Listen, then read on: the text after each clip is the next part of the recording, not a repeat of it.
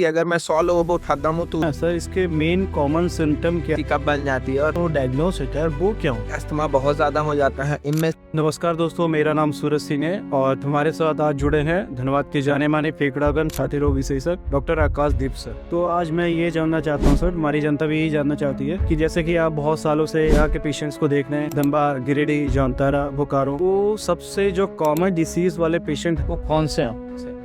Actually देखो, क्योंकि यह कोल माइंस एरिया है, पोल्यूशन धनबाद का लाइक हर कोई जानता है कि पोल्यूशन बहुत ज्यादा है धनबाद, तो खांसी ये सारे सिम्टम्स के साथ लोग बहुत कॉमनली घूमते हैं। जो तो बहुत कॉमन सी बीमारी जो मैं देखता हूँ वह है अस्थमा। जो धनबाद में अस्थमा बहुत ही कॉमन, कितना कॉमन जैसे कि अगर मैं 100 लोगों को उठाता हूँ तो उसमें से लगभग 40 लोगों को अस्थमा होगा ही। अगर मैं ओपीडी में 50 लोग देता हूँ तो 40 लोग लगभग अस्थमा से ग्रसित हों। ठीक है सर। तो जो ये अस्थमा है सर, इसके मेन कॉमन सिम्टम क्या है जो अक्सर लोग इग्नोर करते हैं? देखो, धनबाद में जो प्रैक्टिस में इतने दिनों से कर रहा हूँ तो मैंने एक चीज ऑब्जर्व की है कि लोग छोटे छोटे सिम्टम्स को ऐसे ही मिस कर जाते हैं। जैसे तूने खांसी हो रही है, बहुत समय से हो रही है हमें खांसी, पर वो सोचते कि अच्छा थोड़ी मोड़ी खांसी है ठीक हो जाएगी, पर वो थोड़ी मोड़ी खांसी साल 2 साल 5 साल की खांसी कब बन जाती है और खांसी कब सांस में दिक्कत में बदल जाती है ना, ये उन्हें पता नहीं है। तो अस्थमा का मोस्ट कॉमन लक्षण जो है वो है खांसी। खांसी आपको शाम के समय आएगी या सुबह के समय ज्यादा हो जाएगी या धूल वगैरह लगेगी तब खांसी ज्यादा हो जाएगी। उसके बाद कुछ दिनों बाद हो सकता है कि अचानक सांस में दिक्कत होने है और कुछ लोगों को देख के अस्थमा बहुत ज्यादा हो जाता है। इनमें साई की घरघराहट की आवाज हुई। तो सर इसका जो डायग्नोस है वो क्या हो? देखो, लोग बहुत सारे पेशेंट्स मेरे पास आते थे, वो एक एक्सरे लेके आ जाते हैं मेरे पास कि डॉक्टर साहब मुझे खांसी हो रही है बहुत दिनों से और ये एक्सरे देख के बताइए मुझे कुछ है या नहीं। तो मैं यह बताना चाहता हूँ कि अस्थमा जो है वो एक्सरे में कभी भी कुछ नहीं होता, वो बिल्कुल ही नॉर्मल आई। अस्थमा का मेन डायग्नोसिस जो होता है वो है spirometry. Spirometry pulmonary function test है जो आपके केकड़े को मेजर करता है, एनालाइज करता है, उसके पावर को एनालाइज कर। तो पल्मोनरी फंक्शन टेस्ट और अभी रिसेंटली जो एडवांस टेस्ट जो हमारे पास ऐड हो रखे हैं, जो हम फोर्स्ड ऑसिलेशन टेक्निक भी बोलते हैं, उससे हम बिल्कुल भी शुरुआती जिन्हें अस्थमा है उसे हम इजीली डायग्नोज कर सकते हैं। तो कई लोगों का ये मानना है कि अस्थमा पूरी तरीके से ठीक हो सकता है या नहीं हो सकता? हाँ, देखो ये सवाल मैं पेशेंट्स आते हैं मेरे पास, उनको मैं समझा देता हूँ कि आपको अस्थमा है। उनका दूसरा सवाल हमेशा ये रहता है क्या ये ठीक हो जाएगा? तो एक चीज देखिए कि अस्थमा जो है ना, बेसिक समझिए कि अस्थमा होता क्या है। अस्थमा इसके होता है क्योंकि एलर्जी। लोग बोलते हैं मुझे डॉक्टर ने पहले कहा था कि मुझे इस्नोफीलिया है, बचपन में निमोनिया का। ऐसा नहीं, इस्नोफीलिया जो है ये एलर्जी है। आपका बॉडी जिन चीजों से रिएक्ट नहीं करना चाहता है उस पर भी बहुत ज्यादा रिएक्शन देना। जैसे नॉर्मल धूल वगैरह हो गई, ये अगर आपके नाक से अंदर चली जाती है तो अचानक से आपको बहुत ज्यादा खांसी आने लगती है, आपका सांस है। तो ये अस्थमा के ये फर्क है। बहुत से लोगों का सवाल है सर कि अस्थमा पूरी तरीके से ठीक हो सकता है? देखो, ये बहुत ही अच्छा सवाल है और मोस्ट कॉमनली सारे पेशेंट्स का यही सवाल होता है। खासकर अगर बच्चों में अस्थमा आ जाए तो पेरेंट्स पूछने लगते हैं क्या मेरे बच्चे का अस्थमा ठीक हो जाएगा? अरे बचपन से बच्चा इनहेलर इस्तेमाल करेगा।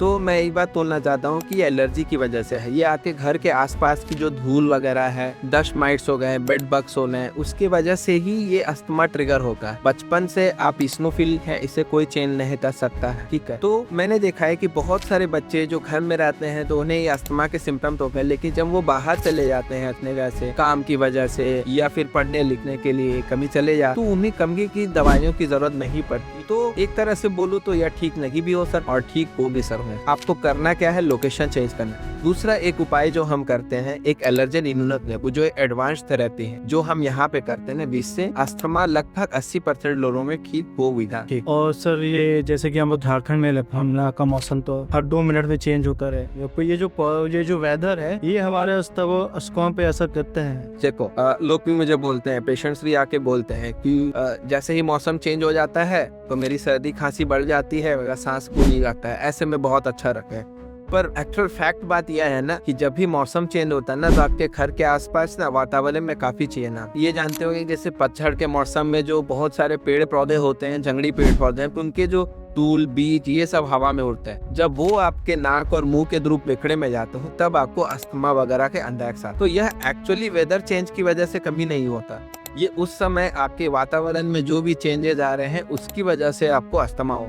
अगर ऐसा होता तो ठंड की जगहों में लोगों तो लोग तो हर वक्त के अस्थमा से ग्रसित हो, पर ऐसा होता नहीं। ठीक है सर, तो आपने बहुत अच्छी जानकारी हमें दी है, बट मेरा लास्ट क्वेश्चन यही रहेगा कि अस्थमा के जो पेशेंट है उनका डेली लाइफ रूटीन क्या होना चाहिए, उनके लिए क्या डाइट होनी चाहिए सर, ये एक लास्ट क्वेश्चन है जिसको से जानना चाहें। देखो, मैं हर पेशेंट को बताता हूँ कि उन्हें क्या करना चाहिए। जिनको भी अस्थमा है उन्हें साफ सफाई बहुत ज़्यादा मेंटेन कर। किताबों में जो लिखा है कि बेडशीट्स को हर 2 से 3 दिनों में आपको बदलना है। तकिया में एक फ्रेश टॉवल नहीं हो सकता तो एटलीस्ट एक टॉवल लगा के उस पर सोना है। दूसरी चीज़, फैंस अगर हैं तो एटलीस्ट मंथली एक बार ज़रूर साफ किया कीजिए। अगर आप एसी वगैरह चलाते हैं तो एसी को 2BT उसके जो फिल्टर्स होते हैं उससे क्लीन किया कीजिए। अगर आपके घर में अस्थमैटिक या एलर्जिक लोग, और भी चीज़ हो गई जैसे कि घर में अगर बिल्ली वगैरह दिखती है, क्योंकि बिल्ली वगैरह से बहुत ज़्यादा एलर्जी के चांसेस हुआ, कभी कभी कुछ लोगों को कुत्तों से डर होता है, तो साफ सफाई मेंटेन करना बहुत ज़्यादा इम्पोर्टेंट। साथ में खान पान, देखिए healthy habits are always healthy habit. अगर आप अच्छा खाना खा रहे हैं तो आप हमेशा ही अच्छे रहे हैं। सुबह अगर आप दौड़ रहे हैं, मेरे बहुत सारे पेशेंट्स को मैं बोलता हूँ कि जब आप ठीक हो जा करो सुबह दौड़ना शुरू करो, वॉकिंग शुरू करो, क्योंकि इससे अस्थमा अपने आप ही कंट्रोल होगा। ठीक है sir, thank you so much, आपने इतना अपना टाइम निकाल के हमारे जनता को अच्छी इन्फॉर्मेशन दिया है अस्थमा से रिलेटेड। तो आपकी जो भी क्वेरी हो अस्थमा से रिलेटेड या फिर फेफड़ा सांस से रिलेटेड जो भी क्वेरी हो, आप डॉक्टर आकाशदीप से आके दिखा सकते हैं। धन्यवाद। धन्यवाद सर, थैंक यू सर।